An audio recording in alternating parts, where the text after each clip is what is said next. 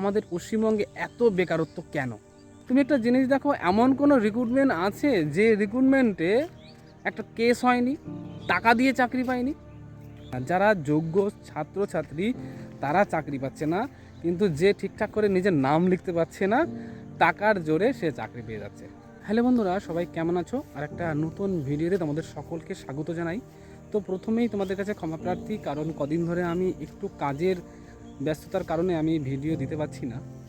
তো আজকে এমন একটা বিষয় তোমাদের সাথে আলোচনা করতে চলেছি, সেই আলোচনাটা আমাদের মনে মানে বিশাল বড় একটা কি বলবো ক্ষোভ তৈরি করবে। মানে এইরকম কেন, আমাদের রাজ্য এমনটা কেন? তো বিষয়টা এমন যে তোমরা একটু ভেবে দেখো, আমাদের পশ্চিমবঙ্গে এত বেকারত্ব কেন? একটা ছোট্ট একটা আমাদের রিক্রুটমেন্ট, যেটা হলো ডাব্লিউপি যে রিক্রুটমেন্টটা হয়, সেখানে ভ্যাকান্সি মোস্টলি মানে সব থেকে বেশি হলে 10,000 ভ্যাকান্সি আছে। আর তার পেছনে প্রায় হিসাব করে দেখো তোমরা, মানে বিগত যে রিক্রুটমেন্টগুলো হয়েছে সেগুলো যদি দেখা হয়, আমাদের একটা রিক্রুটমেন্টে প্রায় 10 থেকে 12 lakh candidate form fill up করে।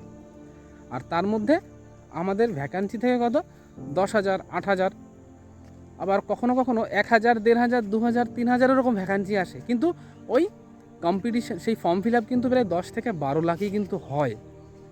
তো সেই হিসাবে দেখো, তুমি ভাবো 10,000 যদি ভ্যাকান্সি হয় আর যদি ফর্ম ফিল আপ যদি 10 লাখ হয়, 10,000 ক্যান্ডিডেট চাকরি পেল, ঠিক আছে?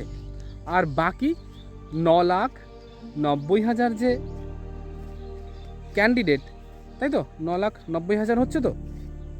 হ্যাঁ, তো এই ক্যান্ডিডেটটা কিন্তু সেই বেকার থেকে যাচ্ছে।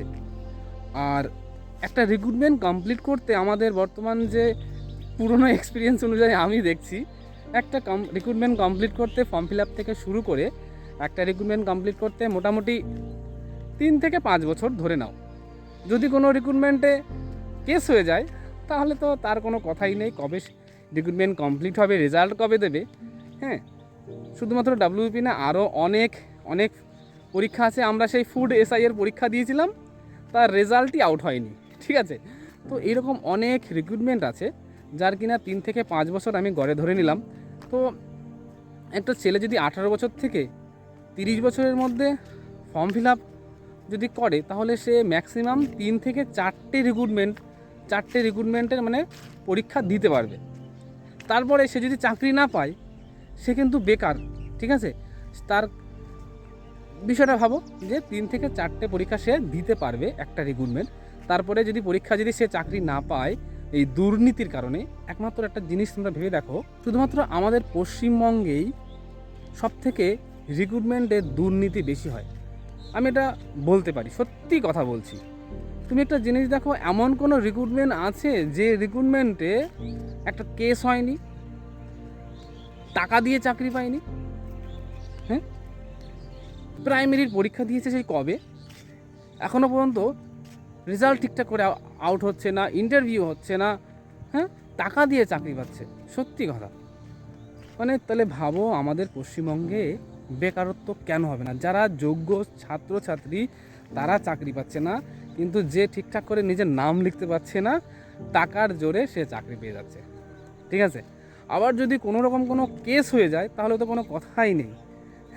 আমাদের মানে সেই রিক্রুটমেন্ট কবে শেষ হবে তার কোনো ঠিক নেই। 2014 সালের রিক্রুটমেন্ট এখনও কমপ্লিট হয়নি, 2025 সাল হয়ে গেল, ঠিক আছে? 11 বছর হয়ে গেল, এখনও পর্যন্ত সেই রিক্রুটমেন্ট কমপ্লিট হয়নি।